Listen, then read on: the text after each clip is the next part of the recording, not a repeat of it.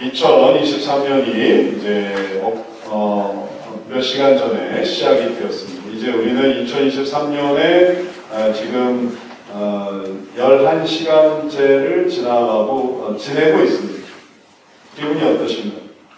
공기가 다르지 않나요? 느낌이 다르지 않나요? 달라요. 똑같아요. 그냥 의식만 달라진 것입니다. 느낄 수 있는 건 이걸 아무리 느껴보려고 해보십시오. 2022년의 느낌과 2023년의 느낌을 아무리 느끼려고 해보세요. 느끼는 건 똑같습니다. 똑같은 아침이고 똑같은 햇빛이고 똑같은 바람이고, 그러나 우리의 생각은 달라졌어요. 생각. 내가 한 살 더 먹었지. 또 내가 이제는 새로운 시작을 하는구나. 신기하지 않습니까? 동물은 그런 게 없어요. 개를 데리고 같이 일출을 봐도 우리는 그 일출을 보면서 와 하는데 개는 추워서 고개를 들고, 개는 그게 이해가 안 되는, 개는 그게 인식이 없어요. 왜냐하면 인간은 영적 존재이기 때문에 그런 것이죠. 그래서 지는 해를 보면서 마음에 울컥할 수 있는 거고, 뜨는 해를 보면서 마음에 감동을 느낄 수 있는 거고, 영혼을 생각할 수 있는 거고, 영생을 바라볼 수 있는 거고, 이건 우리가 인간이기 때문에 그런 것입니다. 이제 새롭게 시작되는 2023년, 이 해를 바라보면서 우리가 기억해야 될 것은 뭐냐면, 하나님께서 우리들에게 새로운 것을 마련해 주셨다. 이걸 이해해야 됩니다. 이걸 우리가 잊어서는 안 됩니다. 거기에 대한 사모함, 거기에 대한 기대함.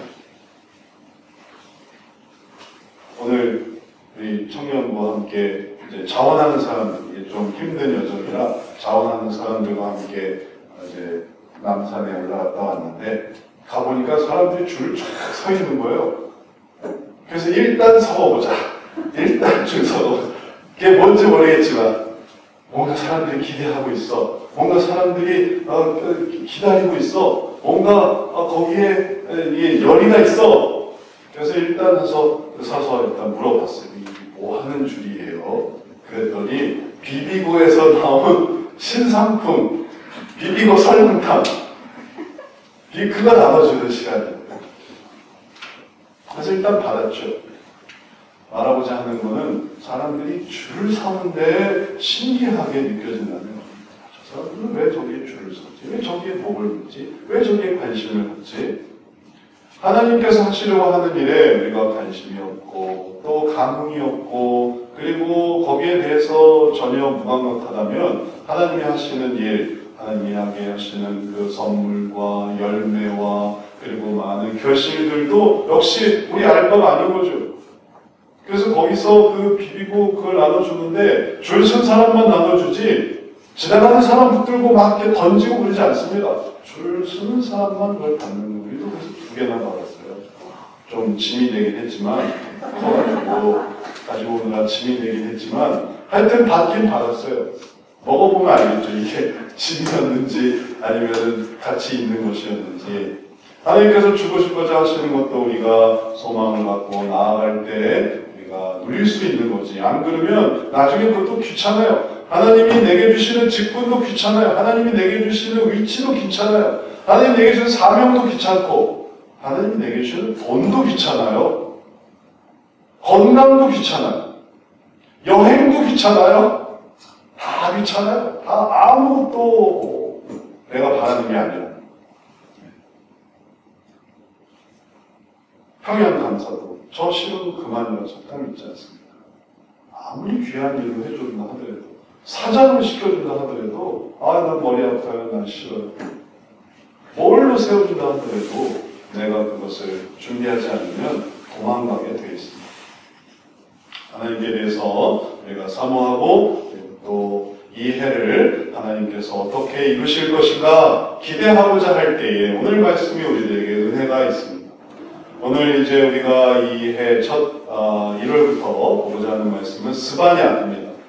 그러나 우리가 12월에 이어왔던, 아직 바뀌지 않았는데 하박국 다음에 스바냐. 근데 또 맞아요. 이게 또 말이 돼요. 신기하죠. 이게 또 말이 되네. 1월이 됐는데 스바냐는 또 이 새로운 뭔가를 얘기를 하고 있는 것입니다. 그래서 이게 또 우리에게 은혜가 되는 거예요. 스바냐 선지자는 요시야 왕 때 활동했던 선지자인데 이 선지자는 이스라엘의 죄를 지적하면서 바벨론을 통한 멸망을 예언하는데 그냥 멸망이 아니라 여호와의 날이 있다. 새로운 일을 시작하시는 여호와의 날이 있다. 이스라엘을 새롭게 하시는 하나님의 계획이 있다. 이렇게 얘기를 하고 있습니다. 그러니까 이 전에 예를 들면 아모스, 오바댜, 요나, 미가, 나훔 이렇게 나오던 그 멸망과 그리고 거기에 대한 심판과 그리고 오는 구원과는 또 다른 새로운 일을 시작하시는 여호와의 이 새로운 일들, 새로운 계획, 이걸 스바냐가 말하고 있습니다. 그래서 이것을 우리가 1월에 함께 생각해 보면서 하나님이 뭔가 새롭게 하시는구나. 그 하나님의 계획을 우리도 따라야겠다. 우리가 이러한 마음가짐을 가져야 되겠습니다. 어쩌면 왜 그걸 새롭게 하십니까? 그럼 처음부터 다시 해야 되지 않습니까? 우리는 하던 거 할 거예요. 하던 원래 입던 옷을 입고 원래 하던 일을 하고 하던 습성과 하던 성품과 하던 모습 그대로 하고 싶어요. 새로워진 것, 새로운 성품과 새로운 일과 새로운 여러 가지 활동들, 난 그거 싫습니다. 그러면 아까 우리가 말한 것처럼 하나님이 그걸 통해서 이루고자 하시는 아무리 좋은 것도 우리에게는 거부가 되는 거예요. 우리를 불편하게 하시는 하나님의 귀찮은 일들일 뿐일 수밖에 없습니다. 그렇게 되지 않도록 하기 위해서 새롭게 하시는 하나님의 계획을 따라가려고 할 때, 그것을 거기에 탑승하려고 할 때, 그것에 부딪히는 사람이 아니라 그것에 타는 사람들. 택시를 타기 위해서 택시가 왔는데 택시 탁 부딪히면 이건 얼마나 안타까운 일입니까? 내가 택시를 타려고 불렀지 택시 치려고 부르는 건 아니잖아요. 근데 택시가 오는데 거기 앞에 딱 버티고 있으면 그러면 어떻게 치잖아요. 나는 그 택시를 타려고 하는 거니까 비켜줘야죠. 그래서 택시가 딱 쓰고 그리고 문을 열고 거기에 타는 거죠. 하나님의 계획이 나를 내 삶을 귀찮게 하는 것이라고 생각하면 거기에 치이게 돼요. 거기에 부딪히게 돼요. 하나님 저를 왜 이렇게 하십니까? 왜 저를 이렇게 괴롭히십니까? 그렇게 생각하면 안 되고 그걸 하나님께 자리를 내어드리면서 제가 주님을 그럼 타겠습니다. 그러면 이게 교통수단이 되는 거예요. 택시를 탈 수 있죠. 버스를 탈 수 있죠. 기차를 탈 수 있죠. 비행기를 탈 수 있죠. 또 자전거를 탈 수 있죠. 오토바이를 탈 수 있죠. 다른 운송수단으로 말도 탈 수 있고 소도 탈 수 있고 낙타도 탈 수 있고 치이지만 부딪히지만 거기에 상처받지 않으면 탈 수 있습니다. 하나님의 계획이 우리들 가운데 그렇게 좋은 것으로 오기 위해서 오늘 말씀을 우리가 잘 기억해야 되겠습니다. 그걸 예비해 주는 거예요. 어떻게 타냐, 어떻게 부딪히지 않고 하나님의 계획이 이제 이루어질 건데 그것이 부딪히지 않고 어떻게 그것에 탑승할 수 있느냐 하는 방법을 알려주는 거예요. 오늘 말씀에서 하나님께서는 스바냐를 통해 이렇게 말씀하십니다. 1절은 이제 스바냐의 예언이다. 이제 이렇게 나온 것이기 때문에 1절을 건너뛰고 2절부터 보면 여호와께서 이르시되 내가 땅 위에서 모든 것을 진멸하리라. 이렇게 시작되고 있습니다. 진멸에 대해서 말씀하고 있습니다. 내가 사람과 짐승을 진멸하고 공중의 새와 바다의 고기와 거치게 하는 것과 악인들을 아울러 진멸할 것이다. 내가 사람을 땅 위에서 멸절하리라. 나 여호와의 말이다. 그러면 이제 탈 준비를 했는데 이게 타려고 하는 건지 아니면은 치려고 하는 건지 구분할 수 없는 그런 맹렬한 기세와 속도로 하나님이 다가오시는 거예요.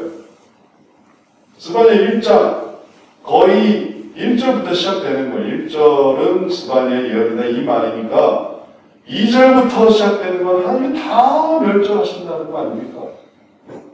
그러니까 이렇게 하니까 이건 나를 치려고 하는 거지. 이렇게 오면 나를 치는 거지. 난 타려고 했지 치려고 한 건 아니니까 내가 도망가야겠다. 이렇게 생각할 수 있습니다. 그러나 이 말씀을 잘 곱씹어 보면 그 이후에 나오는 말씀을 곱씹어 보면 그건 우리를 치려는 게 아니에요. 그건 우리에게 다가오시는 하나님의 귀한 계획을 보여주는 것입니다. 택시뿐만이 아닙니다. 지하철 들어오는 거 보십시오. 지하철이 사람들을 막 치려고 들어오는 건 아니지 않습니까? 지하철이 도착하는 거죠. 지하철이 도착해요. 거기 뛰어드는 사람들이 사고당하는 거죠.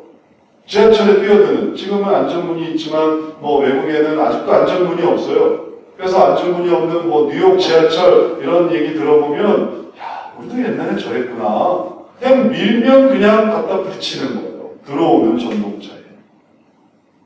다른 나라에서는 우리가 옛날에 있었던 그러니 부딪히지 않고 이게 뛰어들지 않고 그것을 하기 위해서 준비가 필요하고 하나님의 말씀도 그런 것입니다. 이게 우리에게 상처가 되지 않고 그리고 우리에게 위협이 되지 않고 주님이 이런 말씀하시는 것은 이런 뜻이구나 라는 걸 이해하기 위해서 주님의 뜻을 계획을 이해해야 되는데 그것이 뭐냐면 온전한 것을 세우시기 위한 하나님의 계획이 있구나. 그래서 이런 얘기를 하시는구나. 이걸 우리가 잘 귀담아 들어야 되겠습니다. 무턱대고 다 멸절하는 게 아닙니다. 하나님은 온전한 것을 세우고자 하셨어요. 그래서 그 온전한 것을 세우기 위해서 확실한 계획을 보여주시는 것입니다. 그러니 우리가 그 이전에 보았던 요나서에서도 니느웨에 대한 그 많은 멸절에게 사흘 안에 이 성을 쓸어버리리라 하는 그 계획 속에 하나님께서 니느웨의 구원을 원하셨던 것처럼 이 멸절 속에 우리들이 봐야 되는 것은 뭐냐면 하나님께서 어떻게 이것을 세우려고 하시는 분명한 계획이 있구나. 이걸 생각해야 됩니다. 그 다음에 실제로 이것은 요시야 왕 때에 스바넬을 통해서 했던 예언이고 이제 내가 내 삶에서 이걸 볼 때 하나님이 나도 쓸어버리시려는 건가? 이렇게 생각하면 안 됩니다. 그때도 그랬고 지금도 그렇고 하나님의 확실한 계획을 보여주시는 것이에요. 그 확실한 계획을 이해해야지 거기다 대놓고 괜히 갖다 머리를 박고 손을 갖다 들이밀고 자기 몸을 거기다가 밀치고 그런 사람 있습니까? 자전거가 오는데 자전거에서 씩 오는데 갖다가 몸을 갖다 거기 부딪히는 사람이 있어요? 그거 피해야죠. 버스가 오면 피해, 트럭이 오면 피해야죠. 거기다 그냥 갖다 들이박는 사람이 어디 있겠습니까? 하나님의 말씀이 확실함을 보여주는데 거긴 들이받을 것이 아니라 그걸 이해하고 피해서 하나님이 이게 급하시구나, 분명하시구나, 확실하시구나 이걸 이해하는 것이 성경을 다르게 읽는 모습입니다. 이런 한 표현이 어디에도 나오냐면 신약의 요한복음 2장 19절에도 예수님께서 이렇게 말씀하셨습니다. 예수께서 대답하여 이르시되 너희가 이 성전을 헐라 내가 사흘 동안에 일으키리라. 주님 말씀하신 그대로예요. 그리고 사람들이 이걸 가지고 트집을 잡기 시작했어요. 성전을 헐어? 성전을 헐라고? 성전을 지금 자기가 헐겠다는 건지 아니면은 너희가 성전을 헐라서 우리를 성전을 헐라고 선동하는 건지 그냥 얘기만 듣고 사람들이 신성모독이다. 헐라 이거 하나만 듣고 그러나 예수님께서 성전을 헐라라고 할 때 이 말씀은 진짜 성전을 공격하고 파괴하고 그리고 분해하고 이런 걸 말씀하시는 게 아니라 성전 대신 자기 육체를 말씀하시는 거예요. 그래서 그들이 미움으로 질투로 그리고 그들이 자기의 악함으로 자신을 헐게 되는 자신을 십자가에 못 박혀 죽게 만드시는 그걸 의미하시는 것이고 내가 사흘 동안에 일으키리라 하는 것은 사흘 동안에 건물을 무너뜨려 사흘 동안 다시 일으켜?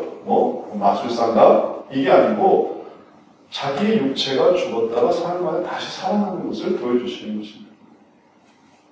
그러니 이러한 표현 속에서 우리들이 깨달아야 되는 것은 예수님의 뜻이, 하나님의 뜻이 있구나. 그리고 그 뜻을 깨우치는 것이 중요하지, 여기에 뭔가 걸림돌이 된다든지 거치는 돌에 부딪힌다든지 그걸로 난 성전을 허는 분이라면 난 이렇게 뭔가 공격적이고 선동적이고 그리고 이렇게 반항적인 혹은 이렇게 적대적인 이런 하나님은 혹은 예수님은 난 안 믿어 하고 도망가 버린다면 그건 오해한 거예요. 예수님께서 왜 이 성전을 헐라고하셨습니까? 왜 자기 성전에 자기 육체를 왜 헐라고하셨습니까?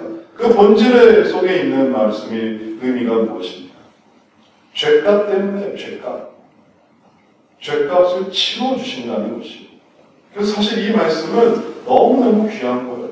내가 그 죄값을 다 치루어주겠다.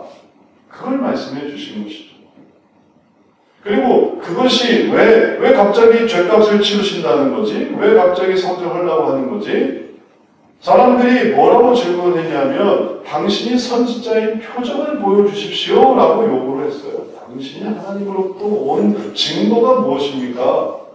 거기에 대한 대답이 너희가 이 성전을 헐라. 그럼 내가 사람이 일으키겠다. 이렇게 말씀하신 거예요.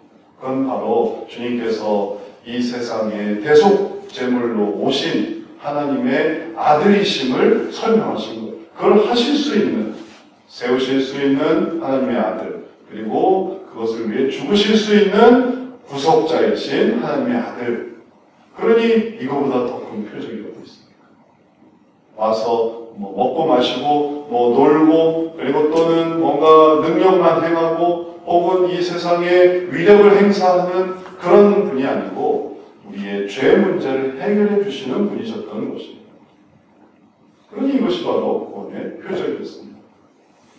이 말은 다시 말하면 주님께서 성전을 헌다라는 것은 하나님의 놀라운 구원 계획을 보여주는 한 분명한 표현이었던 것입니다. 다시 돌아와서 우리가 하나님께서 멸절하신다라는 것에서 우리가 무엇을 상상해야 되냐면 재건축하는 걸 상상해 보십시오. 깨끗하게 그 안에 얼마나 많은 빌라와 맨션과 빌딩과 혹은 아주 자기의 고유한 그런 큰 모습을 이렇게 짓고 저렇게 짓고 했던 많은 건축물들이 있었는지 몰라요. 근데 그걸 재건축하느라 사진처럼 싹 밀어버려요. 우리가 그걸 종종 보지 않습니까? 재건축 현장에서. 야, 이거 이렇게 평지가 되는구나. 놀라운 분이에요. 입이 딱 벌어져요. 거기 있던 건물들 다 무너뜨렸어요. 그러면 우리가 아이고 슬퍼, 아이고 불쌍하다. 저기 다 망했네. 그러니까 부러워 죽겠는 거예요. 내가 저기 땅을 샀어야 되는데, 내 집이 무너졌어야 되는데, 내 집 좀 지금도 사람들이 동에서 쓰면서 우리 집 좀 무너뜨려 주세요. 헌집 가져가시고 새 집 지어주세요. 다 부러워해요. 재건축된 모습을 보면서. 왜냐하면 그걸 얼마나 깨끗하게 해서 지하에는 주차장 만들고 1층에는 공원 만들고 그리고 건물들이 쫙쫙 올라서서 층간소음도 없고 그리고 또 사생활 침해도 없고 따뜻하고 시원하고 경치 좋고 전망 좋은 아름다운 건물이 올라갈 거를 상상하기 때문에 그런 거예요. 하나님께서 우리들에게 없애고자 하시는 것이 있습니다. 이스라엘 백성들을 멸절시키고자 하시는 것은 존재 자체가 아닙니다. 그들에게 있었던 그 우상 숭배와 혼합주의와 불순종 그런 것들이 문제였어요.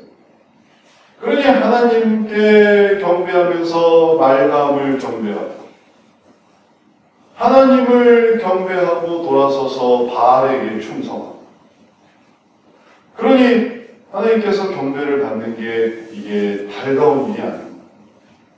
이건 나를 속이는 것이기 때문에 그러고 나서 뭐 할지를 알기 때문에 근데 그럼에도 불구하고 그들은 자부심이 있었습니다. 우리가 바알을 좀 섬겨도 되죠. 말감에게 좀 그럴 수도 있는 거죠. 그래도 우리가 하나님은 섬겨드리지 않습니까? 근데 우리를 이렇게 멸하십니까? 우리를 이렇게 무너뜨리려고 하십니까? 좀 바알을 섬겼다 치더라도, 말감을 좀 섬겼다 치더라도, 그러면 다 넘어야 되는 거 아닙니까? 우상숭배, 혼합주의로, 우리가 좀 하나님의 말씀을 좀 어겨서, 백성을 노예로 좀 삼을 수도 있는 거고, 연약한 사람 밭도 좀 뺏을 수 있는 거고, 내가 힘이 있으면 다 내 걸로 다 만들 수 있는 거고, 그런 거지. 그런 걸 가지고 왜 이래라 저래라 하십니까? 우리가 말씀은 외워드리지 않습니까? 성경은 써드리지 않습니까? 그런 거 했으면 받아주셔야죠. 그리고 나서 그런 부분에 대해서 하나님의 세우실 그 모든 계획에 저리 가세요, 저리 가세요, 우리를 건드리지 마세요, 우리는 지금 충분합니다. 더 가르치지도 말고, 더 읊지도 말고, 그냥 우리 하는 거 내버려 두세요. 그러면 하나님께서 그래요, 그렇게 하자 하시겠냐? 태우고 가시려고 하는 거지. 하나님께서는 우리들로 하여금 들이받으시려고 하는 게 아닌데, 들이받으려고 앞으로 나오면 그럼 그건 자기 손해예요. 내가 정말 내 지하철에 내가 꼭 뛰어들어서 내 생을 하직하고 말겠다 하고 뛰어드는 걸 그걸 어떻게 막겠어요? 그래서는 안 된다는 걸 또 가르치고 또 가르치고. 그래서 우리나라는 이제 안전문까지 다 만들어 놨는데도 그래도 또 뛰어드는 사람이 있어요. 어떻게 뛰어들까 생각해서 그걸 또 뛰어드는 사람이 있어요. 뛰어들 수가 없으니까 위에서 또 뛰어내리고, 어떻게 해서든지 전철에 사고가 어떻게 해서든 나는 것은 안타까운 일이죠. 이제 하나님께서 행하시는 일들이 그 모든 것을 깨끗하게 하고 불순종을 없애고 혼합주의를 없애고 우상숭배를 없애고자 하는 것임을 깨달을 때에 이제 우리들에게 하나님의 뜻이 이해가 될 수 있습니다. 하나님은 그런 것들을 없애려고 하시는구나. 왜 재건축을 하느냐? 건물이 너무 낡은 거예요. 우리는 살만하지만 거기서 불도 나고 화재도 나고 인명피해도 생기고, 그것 때문에 생기는 여러 가지 우범지대와 또 범죄 현장, 그러니 그런 모든 것들을 깨끗하게 정비하고자 하는 그러한 이제 지자체의 노력, 혹은 거주민의 바램, 그리고 또는 정부의 시책, 그래서 재건축이 시행이 되는 것이에요. 그런 것처럼 이제 하나님의 뜻을 우리가 이해하고 따르는 것이 중요합니다. 하나님은 우리가 우상숭배 해주세요 하면 해주고, 혼합주의, 불순종 넘어가 주세요 하고 넘어가, 그런 분이 아니고, 그런 것들을 제거하셔서 마침내 하나님의 계획은 이루어집니다. 그걸 따르는 게 중요한 거예요. 그 내용이 바로 오늘 말씀에 나오는 것입니다. 내가 유다와 예루살렘의 모든 주민들 위해 손을 펴서 남아있는 바알을 그곳에서 멸절하며 그마림이란 이름과 및 그 제사장들을 아울러 멸절하며, 또 지붕에서 하늘의 무별에게 경배하는 자들과 경배하며 하나님께 여호와께 맹세하면서 말감을 가리켜 맹세하는 자들과 여호와를 배반하고 따르지 아니한 자들과 여호와를 찾지도 아니하며 구하지도 아니한 자들을 멸절하리라. 그들이 하나님의 백성이고 믿어야만 하는 사람들이지만, 그러나 이상하게 그들이 찾지도 않고 구하지도 않고, 이방인들이 그러는 거야 그럴 수 있겠지만 이스라엘 백성인데, 그들의 부모와 조상이 하나님을 따른 사람이었는데, 그러나 이 사람만 하나님을 찾지도 않고 구하지도 않고, 그러니 그것이 다 죄가 되는 것이고, 그것들을 하나님께서 멸절하고자 하시는 것이 바로 하나님의 뜻입니다. 그리고 이러한 뜻에 우리가 기억하고 이해해야 되는 것은, 그러한 뜻에 대한 하나님의 정죄, 그러한 것에 대한 하나님의 심판, 그리고 그 속에서 하나님의 세우시는 모습이 온전히 세워지는 것. 재건축에도 반대하는 세력이 있습니다. 우리를 이렇게 내버려 두시면 안 됩니다. 보상해 주세요. 혹은 또 이 지역에서 우리는 내버려 두세요. 우리는 재건축 대상에 넣지 마세요. 하면서 이렇게 뭔가 법적 분쟁이 일어나는 그런 경우가 있습니다. 그런 경우를 잘 해결해서 법원의 판단을 통해 혹은 또 합의를 통해 혹은 결국은 이러한 재건축이 될 때 그때 모두에게 그래서 뭐 보상을 해주고 혹은 또 다른 대안을 해주고 혹은 또 말도 안 되는 요구면은 그거는 법적으로 그거는 옳지 않은 거다 판단을 해주고 그래서 이 모든 것들이 다 정리될 때 그때 온전하게 세워지는 것이죠. 이제 우리도 이러한 것에서 씨름합니다. 하나님께서 하실 건데 내가 그걸 받아들일 건지 혹은 또 하나님께서 하실 것을 내가 거부할 건지 그러면서 시간이 가는 거고 그리고 이제 올해 찾아온 거예요. 하나님의 기준이 재건축도 시간이 오래 걸립니다. 왜냐하면 그걸 개별적으로 다 협상하고 보상할 사람은 보상하고 보상이 안 되는 사람은 또 포기하고 포기하는 것에 또 저항하고 그 저항에 또 대응하고 그러면서 시간이 가는데 그게 어쩌면 우리 삶과 그렇게 같은지 2023년은 계속 저항하는 시간이 되겠습니까? 아니면 이제 하나님께 항복하고 하나님께서 이루고자 하시는 그 일에 동참하는 시간이 될 것입니다. 동참하는 것이 더 좋겠죠.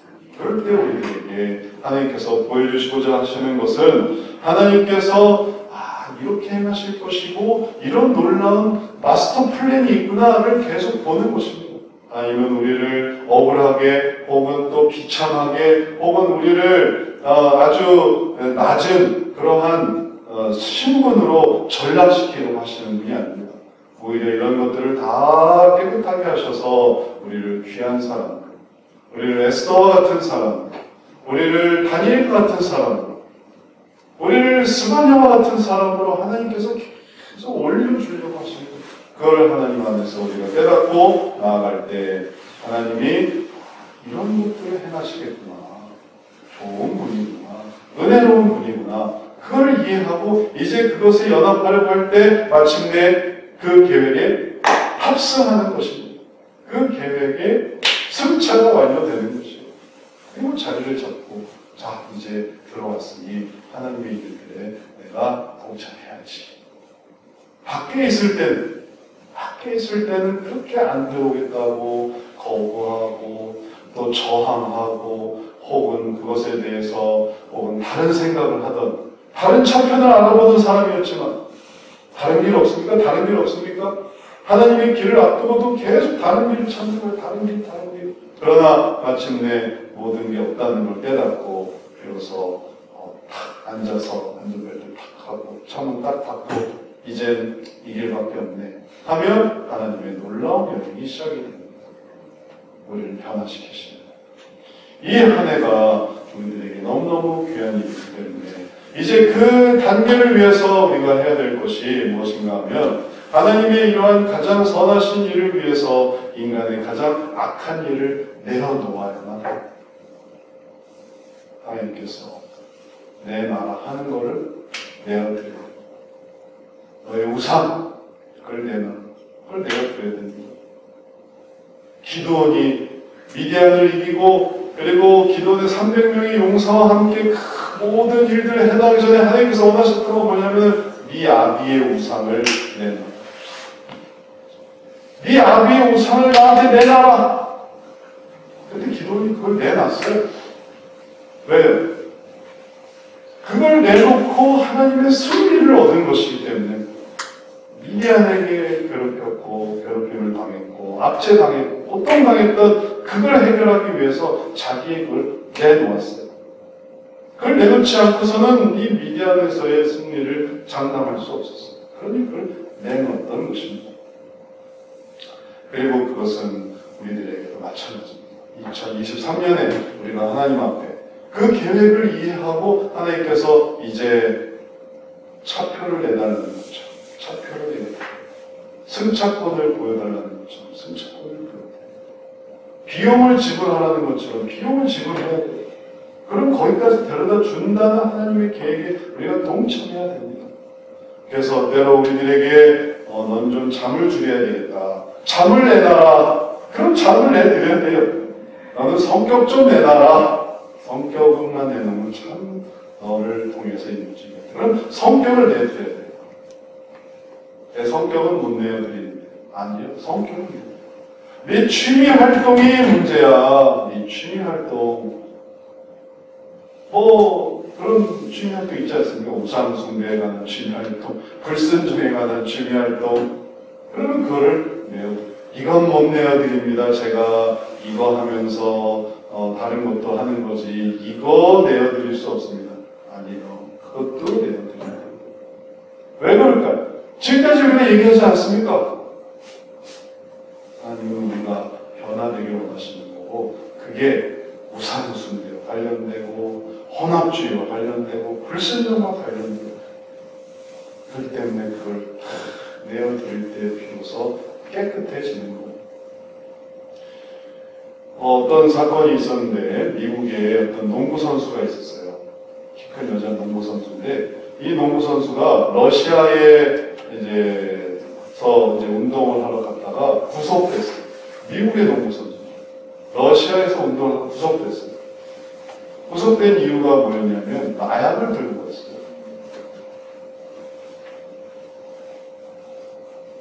본인은 극구 변호를 했죠. 이거는 제가 치료용입니다. 제가 치료용으로 쓰는 마약입니다. 왜 그런 마약성 진통제로 그런 것들을 정말 환자에게 쓸 수 있다는 거죠. 근데 그게 러시아에서는 통하지가 않아요. 물론 미국에서는 통했겠지만 러시아에서는 통하지 않는 거예요. 러시아에 떡하니 마약을 들고 들어가서 잡히고 그 다음에 마약 사범으로 징역형을 받게 됐어요. 그래서 미국에서 막 구명운동이 일어났습니다. 이 농구 선수, 이 선수를 데려오기 위해서. 그래서 미국이 정말 감수했던 이 희생은 뭐였냐면 러시아의 무기 밀매상을 맞바꾸는 거였어요. 그러니까 대단한 희생인 거죠. 그러지 않고는 해결될 수가 없습니다. 그래서 결국은 러시아 무기 밀매상, 러시아 무기를 계속해서 미국의 이 암암리에 판매하던 그 판매상을 내어주고, 그 다음에 이 마약을 들고 갔던 이 농구 선수를 다시 데리고 오는, 그래서 이게 교환 형성이 됐어요. 이 농구 선수는 왜 잡혔다고요? 마약 때문에 잡혔어요. 그런 거예요. 왜 기도 열심히 하고 찬양을 잘하고 왜 예배 잘 드리는 사람이 왜 잡혔냐고요? 그런 거에 잡혀요. 그런 거예요. 그런 유사한 것에 자기 스스로 변호할 수 있는 그 별건 아닌 것 같은, 내가 사람을 죽였나요? 혹은 제가 무슨 경찰을 털었어요? 혹은 제가 도둑질해서, 물론 그런 건 아니죠. 하지만 그에 상응하는 가장 작은 마약을 내가 들고 들어가는 그런 건데, 그게 거기서는 도둑질이나 뭐나 이런 거와 비슷한 형량이라는 거죠. 그러니 내가 아무리 난 도둑질 안 하고 뭐 안 하고 해도 이게 소용이 없는. 그래서 결국 그를 구원하기 위해서 또 다른 범죄자를 내어주게 되고, 그럼 이 범죄자는 얼마나 또 많은 범죄를 일으키겠습니까? 그러나 그걸 감수하더라도 이걸 살리기 위해서 그걸 했던 것이죠. 하나님께서 왜 새로운 시작을 위해 준비하시는지를 우리가 알아야 되겠습니다. 그것이 무엇과 관련되어 있는가? 1장 7절 말씀에 보면 주 여호와 앞에서 잠잠할지어다. 이는 여호와의 날이 가까웠으므로 여호와께서 희생을 준비하고 그가 청할 자들을 구별하셨음이니라. 주님께서는 희생을 통해서 대신 죽으시고, 주님의 그 죽으심의 가치가 헛된 게 아닙니다. 우리를 위해 대신 죽으시고, 우리의 우상숭배와 불순종과 혼합주의와 모든 그 무슨 개인주의와 이 냉소주의와 부정주의와 그 모든 것을 다 희생으로 갚아주시는 거예요. 왜냐하면 그의 청할 자들을 구별하시기 때문에 깨끗하게 하셔서 주님께서 하나님의 일에 합당한 자로 불러주시길 원하시는 것이죠.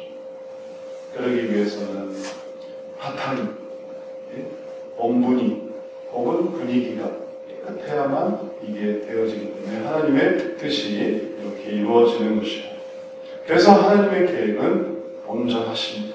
그게 맞아요. 새로운 시작을 위해서 행하신 하나님의 준비는 가장 중요한 것이겠어요. 그래서 부자 청년에게도 나를 따라오려거든 내 모든 것을 다 팔고 나를 따르라. 내 모든 것을 팔고 나를 따라오는가 말씀하시는 거예요. 그게 그의 우상 숭배였던 걸 아셨던 것이죠. 이제 우리가 하나님께서 우리에게 깨닫게 하시는 게 무엇인지 이해하고 하나님의 계획을 따라 나아가는데 내가 뭐가 문제일까? 내 게으름인가? 혹은 나의 불성실인가? 혹은 나의 이런 문제가 저런 문제인가? 뭔가 딱 깨닫는 게 있으면 그걸 놓고 이번 한 해 씨름해 보세요. 하나님의 새로운 일들을 위해 하나님의 일들에 준비하는 시간입니다. 그러면 그것만 없으면 내가 생각하는 내가 지금 마음에 깨는 시간 그것만 없으면 하나님께서 놀랍게 해주실 텐데 그것을 이루는 귀한 성도들이 되어야 되겠습니다. 말씀을 마치겠습니다. 하나님의 뜻에 연합하고 순종해서 하나님께서 이루시는 그 놀라운 재건축, 놀라운 하나님의 영광의 모습, 그래서 나타나는 놀라운 신앙, 그래서 정말 존경할 만하고 또 모험이 될 만한 그런 신앙을 이루는 올 한 해, 또 그것을 놓고 씨름하는 올 한 해, 그리고 그 씨름에서 반드시 이기는 올 한 해, 거룩한 한 해 되시기를 주의 이름으로 축원합니다. 아멘. 주님, 우리들에게 하나님의 준비는 참 은혜롭고 또 새로운 것을 깨닫습니다. 그것이 때로는 치명적이고 그리고 때로는 그것이